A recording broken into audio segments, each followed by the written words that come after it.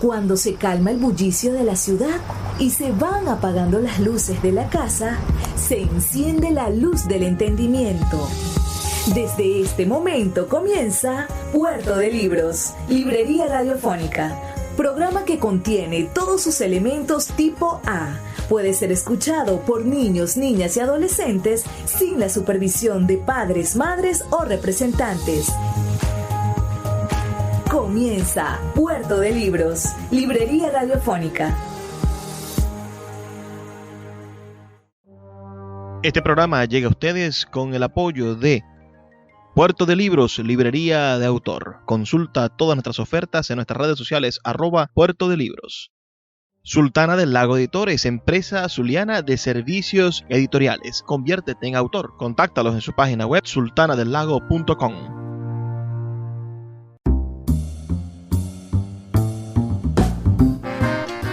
Bienvenidos a Puerto de Libros, Librería Radiofónica. Les habla Luis Peroso Cervantes, quien de lunes a viernes de 9 a 10 de la noche trae para ustedes este programa a través de la Red Nacional de Emisoras Radio Fe y Alegría. 23 emisoras conectadas para llegar a sus hogares con buenos libros, con buenas oportunidades para refrescar nuestros conocimientos, con excusas para la intelectualidad y a veces con buena música. Esta noche tendremos como invitado a mi tierno amigo Javier Villasmil, quien acaba de llegar hace unos días de las antípodas del lejano país de Chile, esa nación tan cercana a nosotros los zulianos, ahora que buena parte de los zulianos y ahora buena parte de los venezolanos de otras regiones se acercan a cruzar esas fronteras.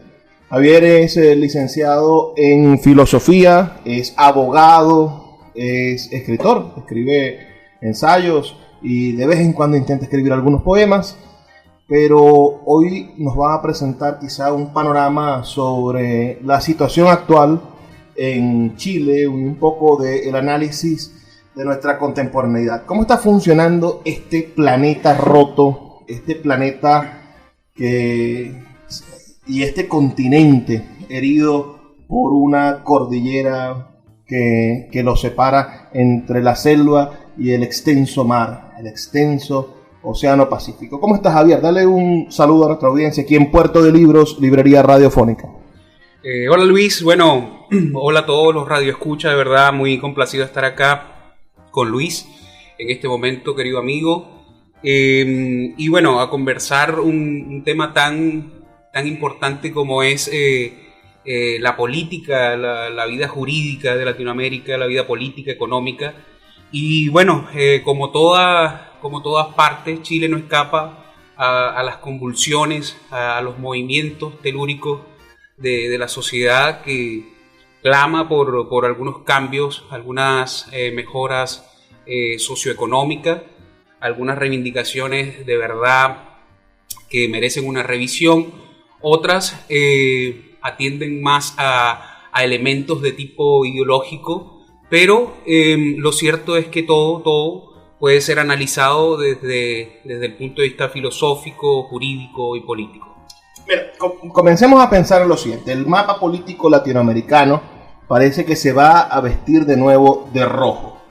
Esto, cada 10 años el latinoamericano boga entre una derecha que emula o sigue los preceptos de Washington, de lo que diga el presidente de los Estados Unidos de turno, y otra que se escuda en el antiimperialismo, que se escuda en las autonomías, que se escuda en unos principios de una soberanía que a veces no es tan soberana cuando ves que empiezan a hacer tratos con otras superpotencias como China, como Rusia, pero ¿crees que viene una ola de gobiernos rojos? Ya está, tenemos pintado de rojo México, tenemos pintadito de rojo Perú, Chile acaba de ganar un gobierno socialista, Argentina de nuevo, viene Brasil, un imparable Lula.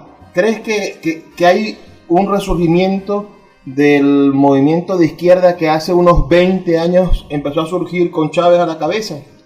Bueno, hay una pregunta muy interesante, Luis, porque efectivamente hay un resurgimiento de la política de izquierda, aunque hay que diferenciar, hay que matizar un poco el tema. A ver, Chile es un país que no escapa a las manifestaciones de los países de primer mundo, por lo menos las manifestaciones de los chalecos amarillos en Francia, algunas reivindicaciones requeridas por movimientos españoles. A ver, esto está en la palestra mundial. Chile entra a mirar estos movimientos. Hay una necesidad de revisar la problemática social, y todo lo que es el movimiento hoy en Chile se da por un requerimiento de cambio, una mirada más social.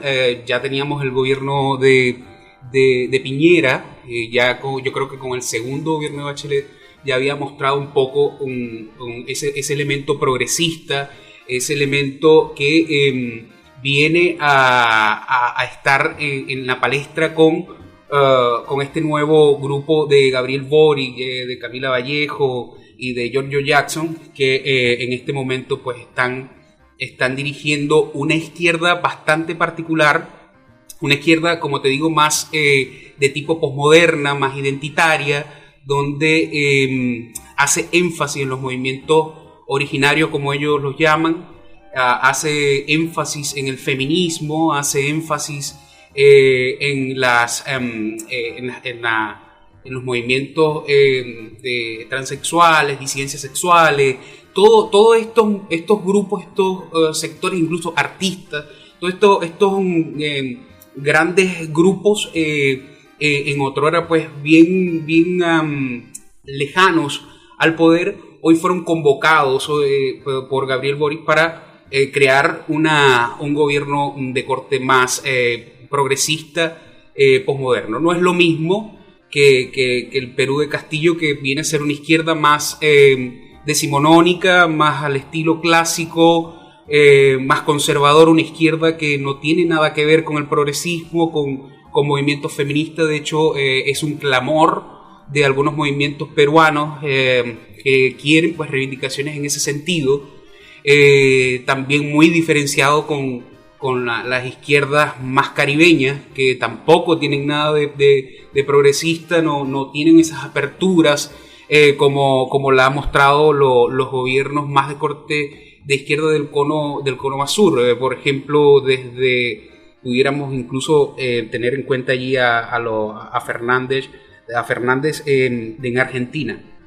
Pero lo cierto es que esa cohesión que se dio cuando Chávez origina la marea roja no es tal. Yo creo que hay un fraccionamiento importante, hay una diversificación y algunos sellos diferenciadores de las izquierdas que están resurgiendo en este momento. O sea, que ya no es la espada de Bolívar la que camina por América Latina, sino que es la campaña de Joe Sanders, ese viejito norteamericano que quería hablar de socialismo en las campañas de Estados Unidos, porque el socialismo está de moda, porque el socialismo es una especie de propuesta antisistema, y esas ideas antisistemas no parecen, más bien una especie de vuelta al anarquismo, de un triunfo del anarquismo como modelo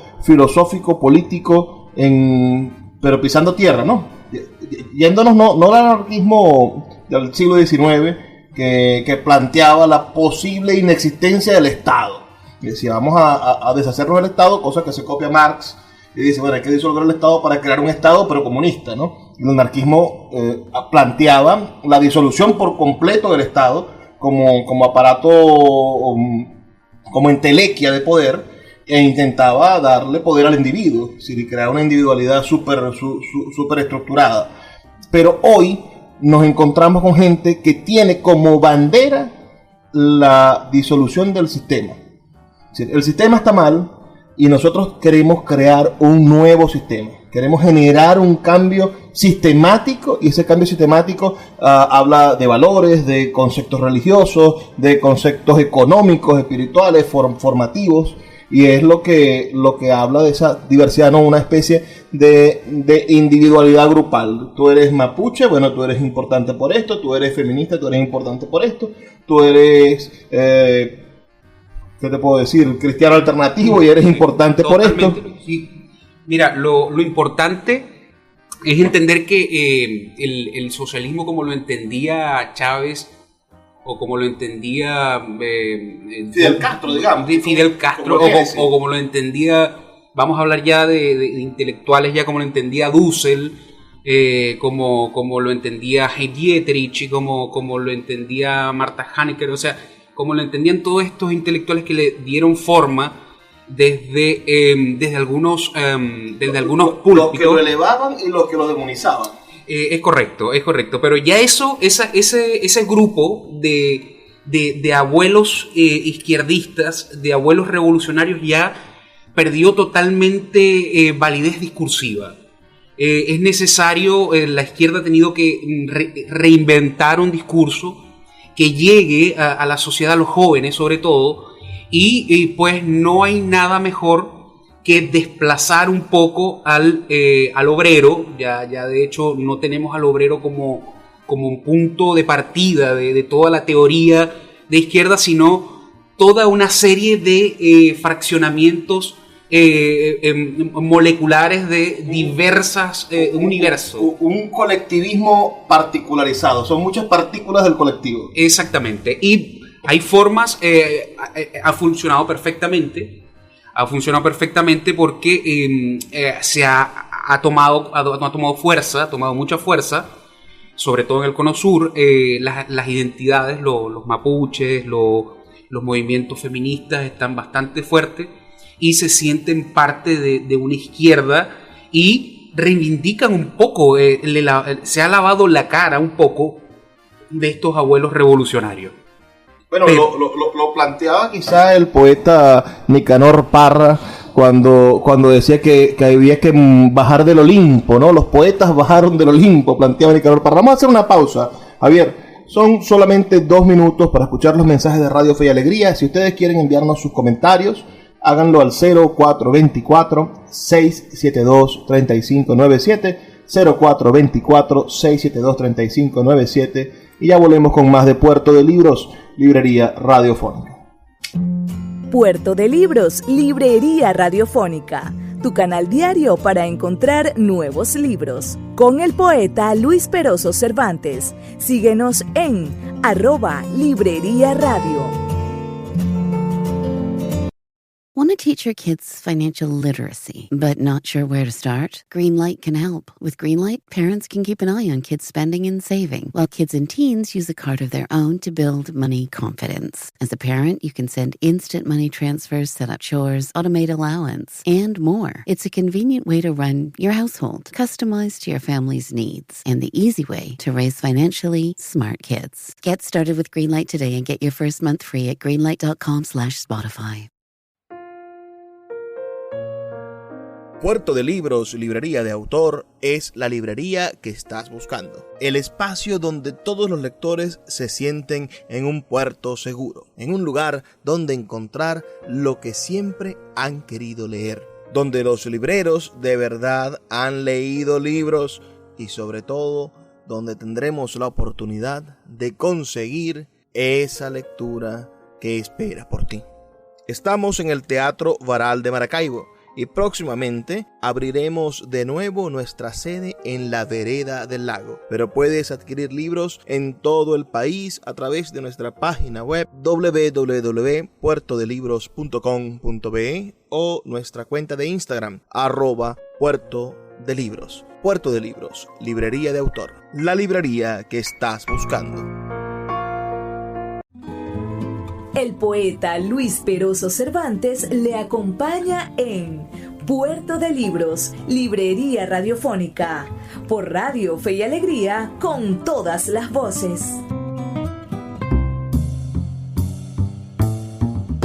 Seguimos en Puerto de Libros, Librería Radiofónica, esta noche con el filósofo, completamente filósofo, estudiaste filosofía en la Escuela de Filosofía de la Universidad del Zulia, con excelentes notas, por cierto, pero también abogado de la Universidad del Zulia, iniciaste la maestría en literatura venezolana, si mal no recuerdo, en la universidad también, aunque sí, no avanzaste mucho. No avancé mucho y ahí, bueno, tuve otras ocupaciones. Sí. Y bueno, y ahora en la Universidad de la Migración, en la universidad de estar en otro país, de atravesar fronteras, de tener a la familia diseminada en varias naciones, el corazón partido en muchísimas esquinas. Mira, antes de seguir con Boric, ¿no? Y seguir con la idea de la política de izquierda, me gustaría que me contaras un poco cómo está la crisis migratoria. Es decir, tenemos una frontera cerrada. Chile cerró su frontera 2 años.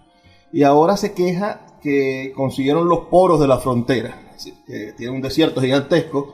Por Dios, donde no tienes una alcabala.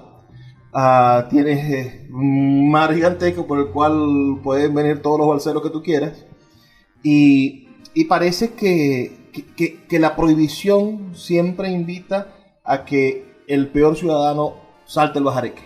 Si yo pongo una barrera, los buenos no van a cruzar porque tengo una barrera, pero los atrevidos, los groseros, los criminales sí se van a atrever a cruzar el bajareque, a saltar esa barda que has puesto. Háblame un poco de esa xenofobia que se está viviendo profundamente en Chile. Hemos visto manifestaciones, hemos visto linchamientos, hemos visto, una defensa irracional de la nacionalidad atacando a personas que están en condiciones de vulnerabilidad económica, como son los venezolanos que están en campamentos. Ni siquiera están en casas o tienen trabajo, son personas que están en campamentos sobreviviendo y esperando que se regularice su situación. Háblame un poco de cómo lo ves tú.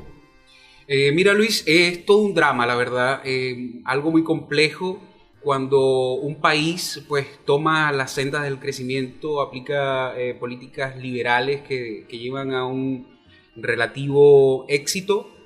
Eso va a llamar gente, va a llamar que personas pues quieran participar de ese crecimiento.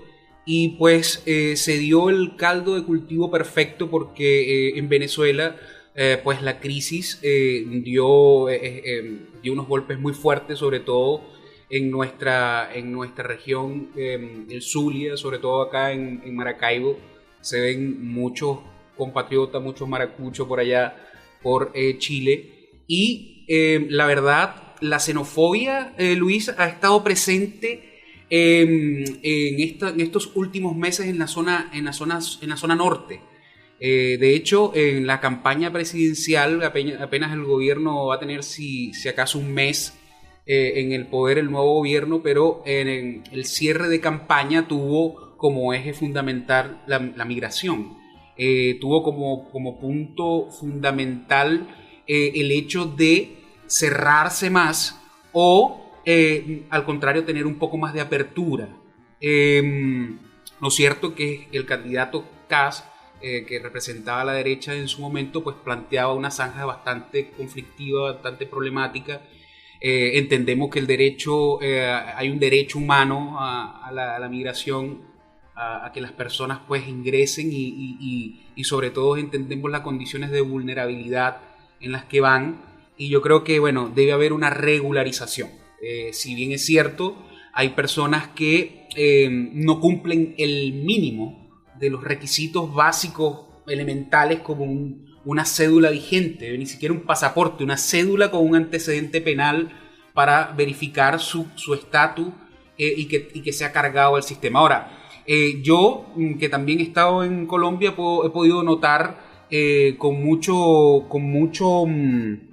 mucha alegría el comportamiento de la hermana Colombia con nosotros los migrantes, porque ha sido de verdad de una apertura inconmensurable, increíble, muy abiertos las posibilidades de solamente inscribirse en una toma de datos y que ya circules por Colombia.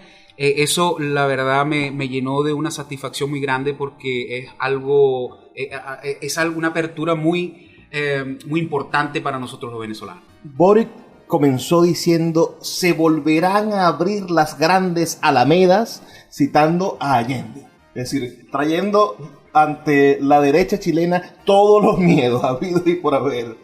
Porque bueno, Allende fue un presidente más o menos joven, ¿no? En algún momento leí que el turno a aspirar a la presidencia era Neruda, y Neruda dijo: no, que se lo den a uno más joven, tengo 70 años. Y también eso que escuché, el discurso de Boric, lo contrasté después con un camionero chileno diciendo que él nunca había visto esa wea, ¿no? Algo así dijo. Y dijo que le tiraran una piedra al vidrio del camión para detenerlo en plena autopista, cosa que a cualquier venezolano que haya viajado por estas autopistas sabe que es el modus operandi de las bandas que operan entre las ciudades: tirarle una piedra, romperte el vidrio en la noche y asaltarte. ¿Cómo hacer tú? Claro, un filósofo es como un historiador, uno quiere hacer las preguntas como si fuesen adivinos, pero eso nos lo enseñó también Sócrates, ¿no? Es decir, poder hacer las preguntas que no tienen respuesta para intentar conseguirle algún tipo de lógica. ¿Cómo podríamos nosotros entender la manera en la cual el pequeño crimen, porque es que estamos rodeados del crimen organizado, la droga corre desde la Patagonia hasta Alaska. Hay el crimen organizado, las grandes potencias que no solamente implican la producción de droga, sino que implican el blanqueo de esos dólares y la construcción de herramientas económicas para que ese dinero pueda fluir y convertirse en supuestos negocios legales que no son negocios legales. Pero ¿cómo hacer para reorientar nuestra vista y no criminalizar al migrante? El migrante que ciertamente puede ser, y lo vemos en Colombia todos los días, el que vea el noticiero colombiano se da cuenta que todos los días fallece presunto criminal de nacionalidad extranjera, ¿no? De nacionalidad extranjera es un venezolano que asesinaron, matan 10, 12, 15 venezolanos todos los días en Bogotá. Y sucede lo mismo en Perú, y sucede lo mismo en diferentes sitios. ¿Cómo hacer para no criminalizar al migrante? ¿Y de qué manera nosotros podríamos intentar subsanar esto? Quizá no sea la solución deportarlos a Venezuela, como intentó hacer Chile en un momento, ¿no? Llenar 2 aviones de venezolanos y lanzarlos para acá. Pero 2 aviones son 300 personas y están entrando 5.000 al día. ¿Cómo hacer? ¿Pensamos en la patria grande? ¿Pensamos en la disolución de las fronteras?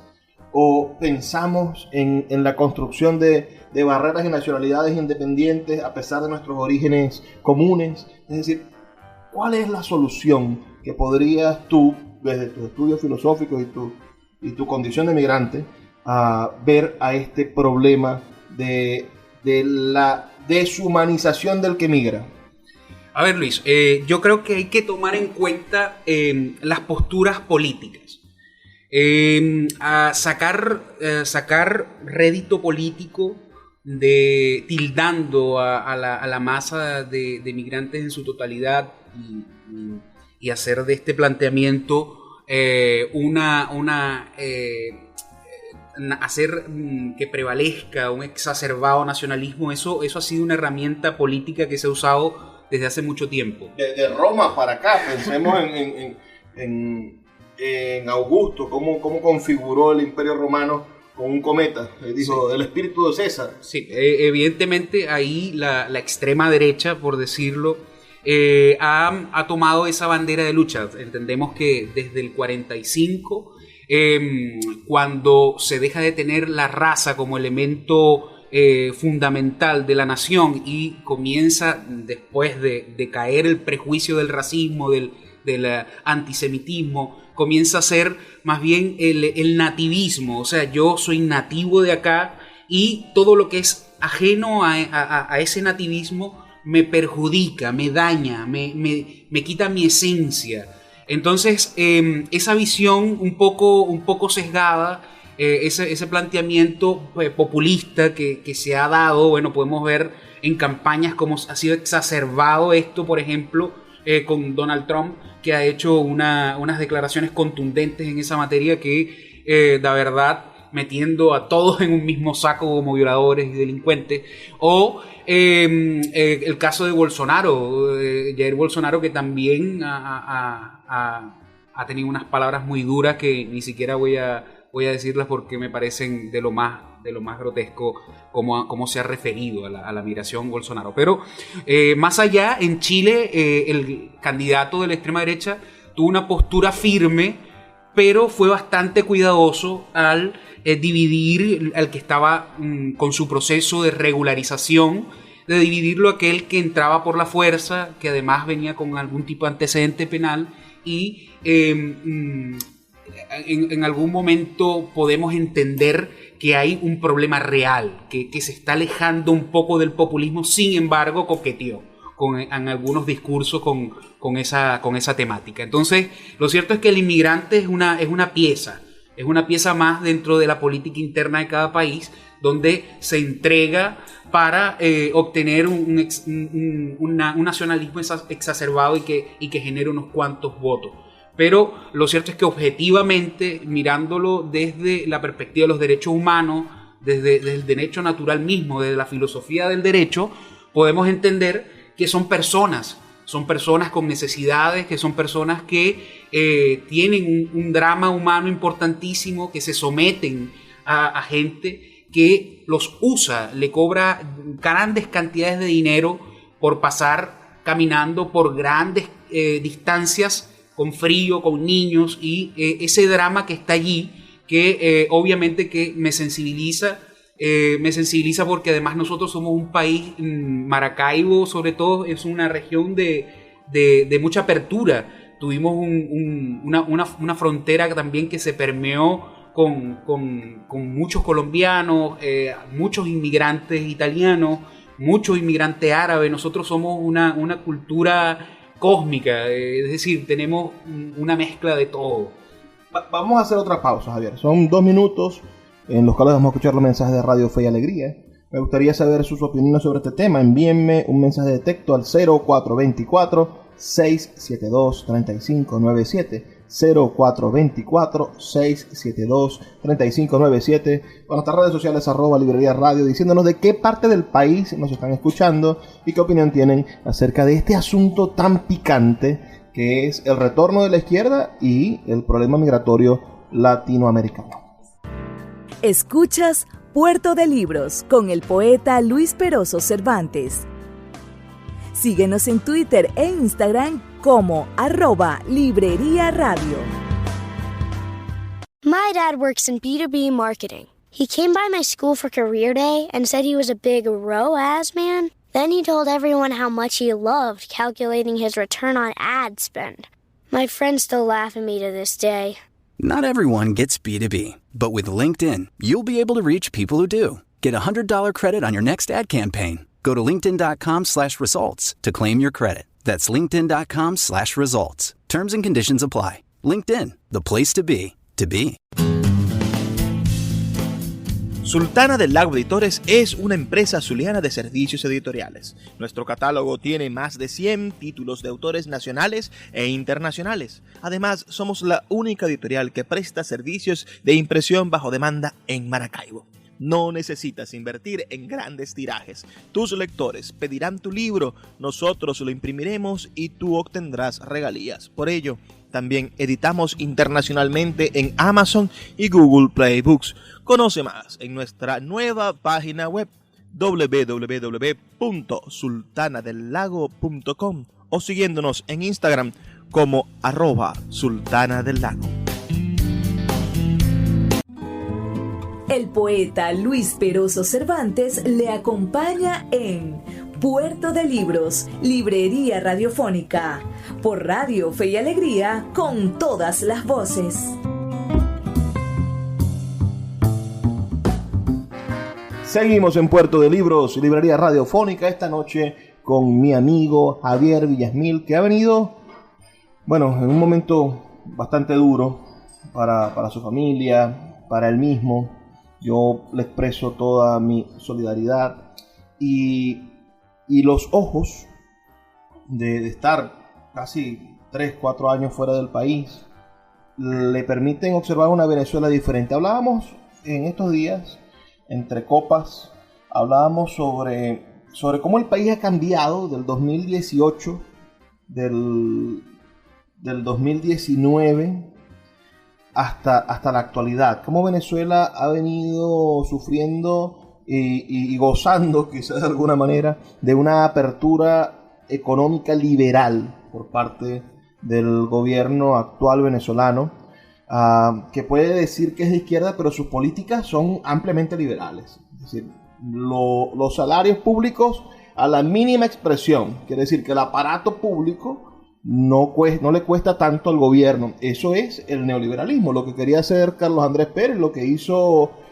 Pinochet en su gestión, y dándole apoyo y dándole cierta protección, no jurídica, lamentándolo mucho, porque en eso la Asamblea Nacional regente no tiene, ni las anteriores, creo yo, han tenido el valor de crear leyes que protejan la inversión privada, pero sí hay una especie de consenso, de permiso, de arbitraje secreto que le permite al empresario privado confiar en que su inversión se va a mantener, aunque sea dentro de cierta captación, de cierto universo en el que sabes, bueno, voy a tener que hacer ciertos sacrificios no legales para poder mantener mi inversión segura. Ahora, me ponía Javier como contraprestación, como ejemplo diferenciador, el hecho de que en Chile se puede registrar una empresa en 5 minutos en internet. Es decir, tú puedes convertirte en un emprendedor muy fácilmente.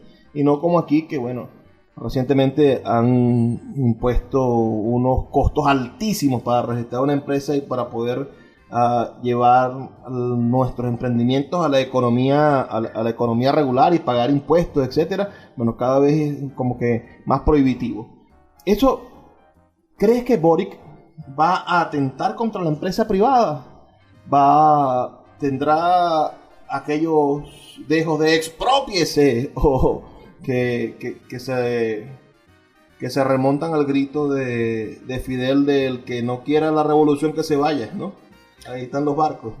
A ver, Luis, yo creo que tenemos que retomar el punto de los aspectos diferenciadores de cada gobierno, y en este caso puede darse que efectivamente algunas inversiones se vean afectadas, pero no va a ser por aquel grito de exprópiese de Chávez en su momento más glorioso, sino sería por ese mismo movimiento identitario. En este caso sería con los ambientalistas, que ahora tienen como punta de lanza el gobierno de Boric, y todo que atente contra el medio ambiente tiene que ser revisado profundamente. Entonces yo creo que en ese caso va a haber algunas trabas para algún tipo de inversión. Igualmente se está hablando de alguna revisión de nacionalización de la industria minera, una industria muy importante. Lo llaman los chilenos el salario de Chile. Entonces es muy importante. Eso está a la expectativa. El gobierno apenas va comenzando. Hay unos aspectos diferenciadores muy importantes con respecto a la marea roja en su momento.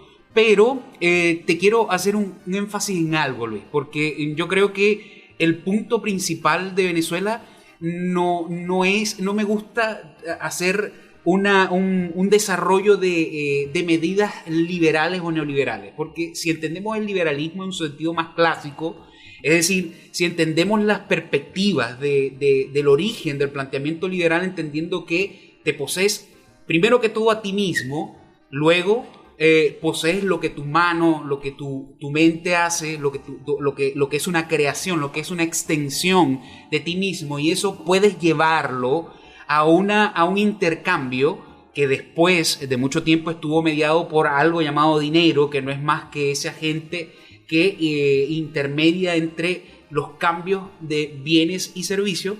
Pues yo creo que está Venezuela muy lejano a ser un liberalismo o un neoliberalismo, que tampoco me gusta la palabra, porque neoliberalismo es nada, es prácticamente lo que tú quieres que sea.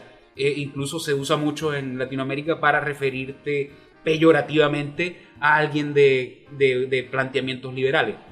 Entonces, en ese sentido, siendo riguroso, siendo dogmático, poco podemos decir que hay un liberalismo. Y hay otro aspecto fundamental que son los números. Los números no mienten. Aquí tenemos un 80% aproximadamente de personas que están en una pobreza, en una situación de pobreza con dificultades alimenticias. O sea, es importante el número. Es decir, tú tienes un par de... a ver, estamos hablando de que tienes unos 500.000 personas con un poder adquisitivo enorme, ¿verdad? Y versus una cantidad enorme de personas. ¿Cuánto? Estaríamos hablando de 28.5, 29.5 personas que están en una situación de dificultad económica. O sea, tú ves abarrotado muchos centros comerciales modernos, porque además las inversiones son gigantes, asombrosas. A mí me asombra la cantidad de inversión que yo vi después que regresé, pero son pequeños oasis donde hay grupos que se han dolarizado y que ahora pueden acceder a eso. Pero hay que ver si es la realidad nacional. Esa es mi gran pregunta. Es difícil saberlo, sobre todo por nuestra audiencia. Yo temo que las cosas que pueda decir desde Maracaibo, desde este polo del país, no tengan una especie de acogida en Puerto Ayacucho, donde tenemos una emisora, o en Tucupita, donde también nos están escuchando en este momento. ¿Cómo saber cómo funciona Tucupita si no tenemos medios de comunicación que puedan exponerlo de manera efectiva? Y cuando el país parece una especie de fraccionamiento gigantesco y empiezan a replicarse las burbujas económicas caraqueñas. Yo siento que Maracaibo, Valencia, Barquisimeto están empezando a vivir burbujas económicas como la que ha tenido Caracas. Caracas ha vivido en la mano del Señor, siempre cuidada, protegida, no le falta la gasolina jamás, como nos falta a nosotros todo el tiempo, no tiene problemas eléctricos tanto como podemos tenerlo en el occidente del país, porque estamos al final del sistema interconectado, pero Venezuela es verdaderamente un paraíso en el cual no hay forma de saber cómo se encuentra el otro extremo del paraíso. No hay quien nos comunique lo que está pasando en el Nula, por ejemplo, donde hay una emisora de Fe y Alegría y nos están escuchando hoy, o saber si efectivamente la economía está progresando en Guasgualito. Lo que podemos decir con certeza es que en el Zulia comenzó una especie de cambio que podría ser lo más parecido al proceso de cambio que va a vivir el país en el post-chavismo.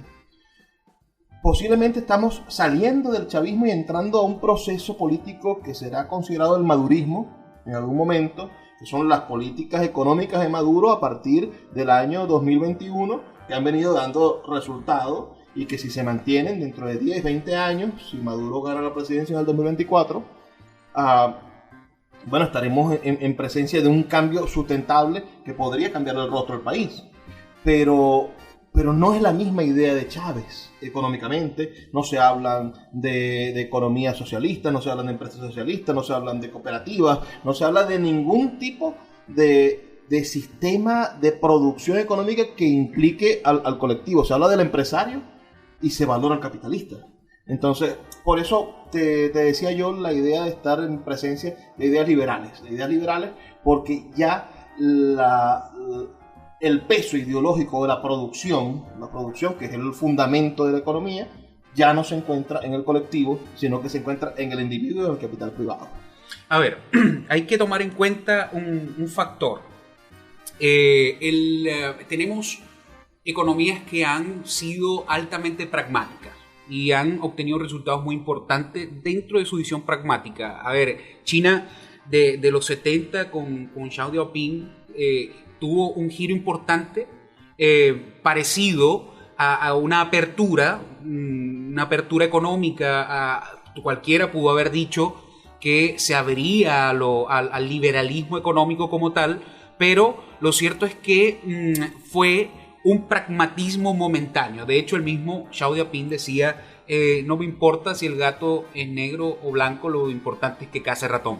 Entonces aquí está pasando lo mismo, ya no le importa el color, no importa nada, no importa el colectivo, lo importante es que se case ratón, es decir, que haya comida en los anaqueles, que la gente pueda tener un par de bolívares para salir a comprar algo, para alimentarse, para transportarse, y eso se han dado cuenta que no lo pueden hacer con las restricciones y los controles y el aparato estatal encima aplastando al individuo. Eso ha quedado evidenciado, hemos sido una escuela que ha puesto en práctica de forma tajante los planteamientos de Hayek, de la escuela austríaca de economía, donde se estudió ampliamente los efectos perversos de los controles y pues eso, esto que es actualmente Venezuela es una deconstrucción de eso que fue en su momento el socialismo. Ya esa idea ya está en su punto teórico, está totalmente devastada. Los resultados fueron totalmente nefastos y ahora el pragmatismo está privando. No hay nada de liberalismo, no hay nada de neoliberalismo, lo que hay es una posibilidad de salvación. A ver, eso yo lo veo de forma concreta, porque hablar o encasillarlo dentro de una escuela que tiene un principio tan importante en la libertad. De hecho, eso que te comenté de la rapidez con la que uno puede abrir una empresa en Chile o en Colombia, eso es un elemento característico y hay formas de medición de cómo tú puedes rápidamente emprender, comerciar, vender algo de tu creatividad, de tu producción, porque esos son elementos fundantes del liberalismo como tal. Vamos a hacer una pausa. Todos los que nos están escuchando, bueno, ustedes dirán, bueno, pero ¿y este puerto de libros hoy se puso a hablar de política? No, porque es que todo esto también está en los libros. Los libros son nuestra base para el entendimiento y la creación de criterios. Envíenos sus comentarios al 0424-672-3597 y ya volvemos en 2 minutos con más de Puerto de Libros, Librería Radiofónica. Síguenos en @Librería Radio. El poeta Luis Peroso Cervantes le acompaña en Puerto de Libros, Librería Radiofónica, por Radio Fe y Alegría, con todas las voces. Seguimos en Puerto de Libros, Librería Radiofónica, ya en nuestro último segmento. Nuestra audiencia siempre se lamenta cuando llega el último segmento, es lo que yo quiero pensar. Pero sí, hemos estado conversando con el filósofo, con el licenciado en filosofía, digámoslo así, Javier Villasmil, abogado venezolano, que hoy es un emprendedor en Chile. Tiene a su familia allá y ha creado en el sur de Chile, bueno, una empresa bastante productiva, porque siempre hemos dicho que los filósofos y los estudiantes y los licenciados en letras son personas que aprendieron a leer, ¿no? Y para hacer cualquier cosa lo que hay es que leerse el manual. Si te lees el manual, triunfas. He visto licenciados en letras reparando carros porque se leyeron el manual. El mecánico no se lo leyó y el tipo, no, eso es tal cosa, hace ese ruido porque es tal cosa. Bueno, esto viene a que vayamos cerrando las cosas. Estoy viendo Colombia. Yo veo a Petro muy bien ubicado. Y veo una sociedad colombiana que necesita urgentemente un cambio. Para bien o para mal. Pero es que allí es donde a uno se le salen esos manualitos ideológicos que uno compraba por 100 bolívares en la Plaza Baral a un señor con barba que fue comunista y que estaba tirado en el suelo con unos chores y unas cosas todo desarrapadas, vendiendo sus últimos libritos de marxismo, entregándole la mano de mono a uno, entregándole esa pequeña maldición que es la ideología, él saliendo de ella y uno a los 15, 16 años comprando libros ideológicos, ¿no? Por ejemplo, aquellos libritos de Rosa Luxemburgo o aquellas ideas de Andersen sobre el problema de la burguesía. El enemigo es la burguesía. El enemigo es aquel que ha acumulado capital y al acumular capital, bueno, tiene la posibilidad de pervertir el sistema de producción y hacer que el capital trabaje para él en base a una explotación plusválica, porque el ser humano, bueno, merece más por lo que hace que lo que recibe, ¿no? En esas ideas, bueno, uno ve a la burguesía colombiana y dice, esa gente nunca va a dejar de ser rica. Esa gente hace política y creó la constitución esa del 94, la última constituyente que tuvo Colombia hace casi 30 años, para poder saquear el Estado, ¿no? Y crear empresas que le roban al 30% a todo lo que sea un servicio público social, porque en Colombia casi está desaparecido todo lo que es la seguridad social y todo lo que depende del Estado, ¿no? Todo está privatizado. ¿Cómo entender la llegada de un Petro a Colombia? ¿Cómo entender la vuelta al poder de Lula, que se vio involucrado en tantos procesos horrorosos de corrupción? ¿Y cómo entender, por ejemplo, que en Europa gobiernen las derechas?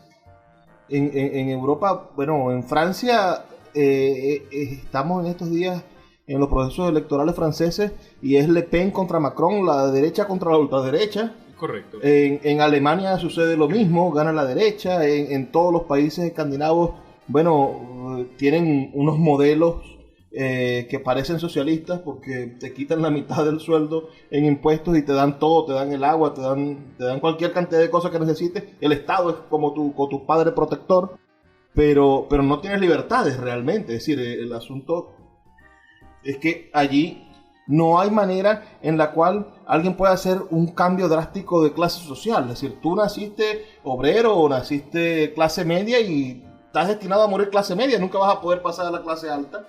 Y el de la clase alta está estructurado el sistema para que tú seas siempre de la clase alta, siempre tenga productividad tu empresa, siempre seas el dueño de la empresa, tú y tu familia y tus accionistas. Y vivimos en un sistema bursátil en el cual no existe una empresa que no produzca ganancias. Es decir, siempre la empresa está en una carga positiva que, a pesar de que caigan sus acciones, en algún momento tienen un repunte que siguen subiendo. Entonces, ¿cómo plantear un planeta más justo donde sea posible progresar, donde podamos conseguir la igualdad, donde el 1% no sea el dueño del 99% de los recursos, sino que podamos acercarnos, igualarnos? O la igualdad es parte de esas utopías que en algún momento le vendieron al señor que está con barbas y desarrapado vendiendo sus libros, tirado en el suelo en cualquier plaza de Venezuela. A ver, Luis, yo creo que tenemos que partir de los libros. Aquí estamos en una librería, es lo que nos rodea en este minuto. Y los libros te dicen algo fundamental.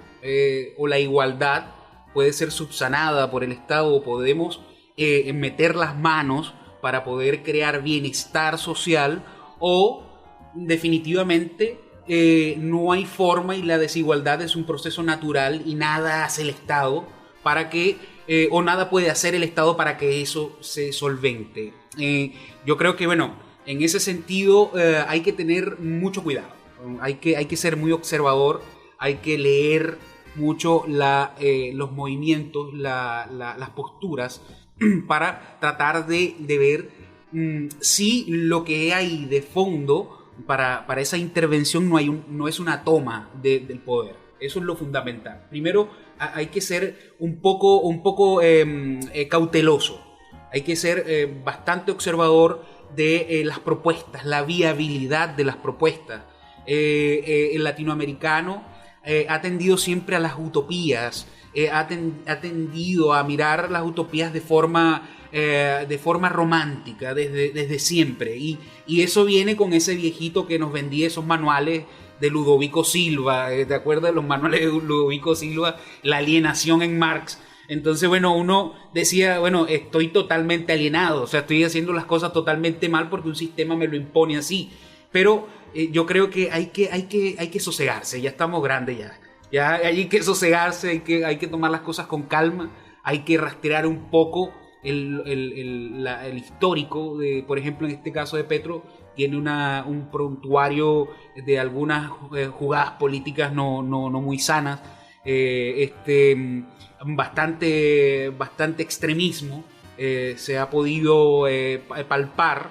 Igualmente, bueno, en Chile hubo una cierta apología al extremismo por parte del mismo Boric en su momento, no en el mismo nivel de Petro, que formó parte del movimiento como tal revolucionario, pero en este caso Boric fue un poco más solapado y solamente hacía apología. Es que Petro tiene los años para formar parte de esas cosas. Boric tiene 35 años. Es correcto, también. Yo creo que le faltó tiempo, pero ganas no.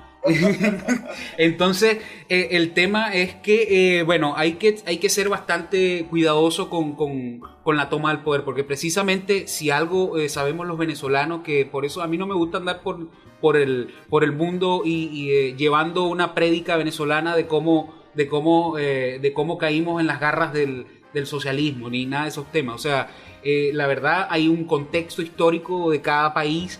No me gusta intervenir, observo y puedo opinar, porque la libertad de expresión es un derecho que tenemos hasta nosotros los migrantes, podemos decir las cosas, y eso forma parte de las libertades que tenemos como ser humano inalienable, y como lo estamos haciendo ahora en este momento acá, tenemos la posibilidad de expresar nuestras ideas, y en este caso pues lo más importante es entender que Venezuela en su momento tuvo algunas utopías, algunas necesidades, y quizás no tomamos en cuenta la posibilidad de una toma del poder.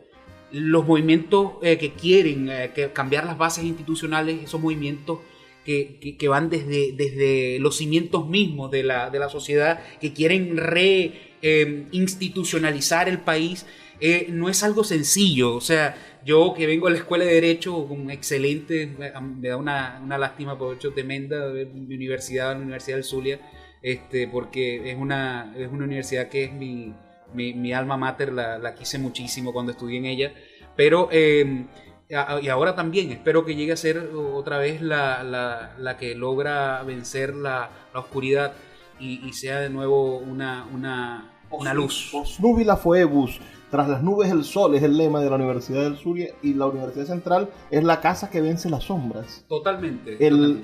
Vamos a cerrar, ya nos quedan solo 2 minutos de este programa, pero tú has migrado, has tenido éxito migrando, es decir, no estás bajo un puente pidiendo, no estás, no eres parte de las estadísticas, ciudadano extranjero asesinado en la esquina después de robarse un bolso, no, nada de eso.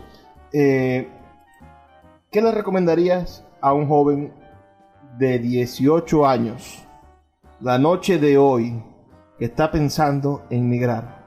A ver, Quedan 2 minutos. Sosegado, tranquilo, objetivo, mire su bolsillo y sea sincero consigo mismo. Tiene la posibilidad de llegar medianamente ordenado, así sea un par de semanas, porque salir de nuestros espacios, de nuestra familia, no es fácil.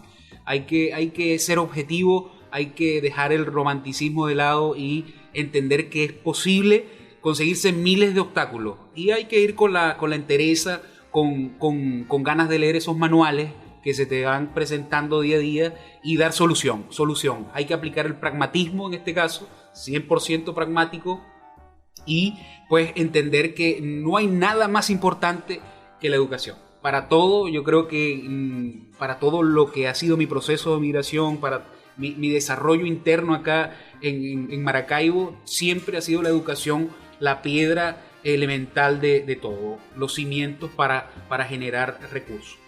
Y esa es mi como decir, no me gusta dar como decir consejos, pero es como más o menos lo que tiene que tomar en cuenta a la hora de salir. Decían que uno no da, que uno no puede dar consejos mientras puede dar malos ejemplos. Y vienen tiempos maravillosos para el país. Yo soy optimista. Soy optimista porque esta fue la vida que me tocó vivir. No tengo opción de retroceder 40 años y vivir los años dorados de los años 70.